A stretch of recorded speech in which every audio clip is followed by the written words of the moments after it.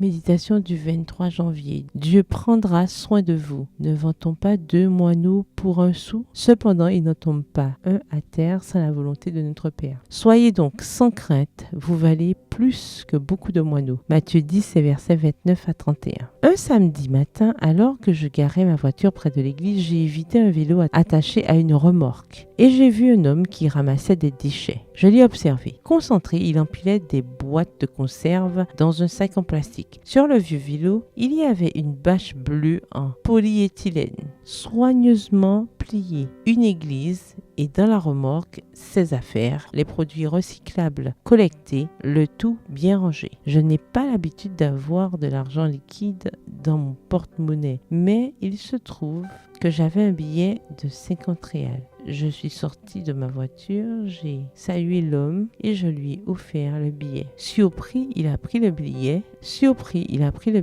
m'a remercié et m'a dit « Vous m'avez béni aujourd'hui. Je me demandais comment j'allais faire avec ce vélo. Venez voir. » L'un des tuyaux du vélo s'était détaché. L'argent servirait à le réparer. « Mes affaires sont là, » m'expliqua-t-il. « J'ai des frères qui vivent dans le quartier, mais je vis seul. J'ai été à l'hôpital. Parfois, j'ai quelque chose à manger. Parfois, non. Je suis un sans-abri. La nuit, je trouve un coin. Je monte ma tente et je dors là. » Je lui ai proposé un matelas. Il m'a répondu qu'il avait l'habitude de dormir à la dure et qu'un matelas l'empêcherait de se déplacer. Et il m'a surprise. C'est comme ça que je vis. Mais si vous me demandez si je suis heureux, je le suis. J'ai une Bible là-dedans. M'a-t-il dit en me montrant ses affaires. Je tenais ma Bible à la main et il m'a demandé « C'est quoi une Bible que vous avez là, n'est-ce pas ?» Je lui ai répondu que oui. Je lis la Bible tous les jours. Avez-vous déjà lu Matthieu 10, les versets 29 à 31 ? Et après avoir récité le verset de cette méditation, il a dit « Dieu prend soin de moi. Même si je souffre et que je vis comme ça, je suis sûr qu'il se soucie de moi et qu'il a un plan pour moi. » Je l'ai invité à entrer, mais il avait du travail ce matin-là. Il reviendrait un autre jour. Je ne l'ai jamais revu, mais j'ai gardé son sermon pour toujours. Bien que fouillant dans les poubelles, étant affamé, sans abri et sans affection humaine, il était certain de la présence et de l'attention de Dieu. Vous traversez